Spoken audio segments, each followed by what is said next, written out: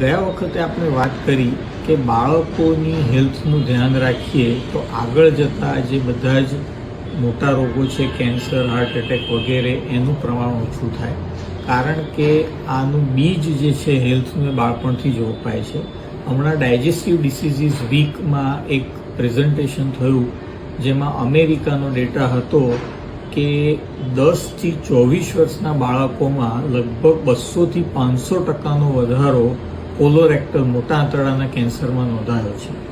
તો આવી ઘણી બધી ચોંકાવનારી બાબતો છે અને આપણે એના માટે સજાગ થવાની જરૂરત છે. ક્યાંથી શરૂઆત કરી શકીએ? તો સૌથી પહેલું આપણે ઘરનો ચાર્જ લેવાની જરૂર છે. આપણે હવે બહુ જ લિનિયન્ટ થઈ ગયા છીએ કે બાળકો મોટા થઈ ગયા છે એમ માની અને આપણે એમને બધું જ કરવા દઈએ છીએ.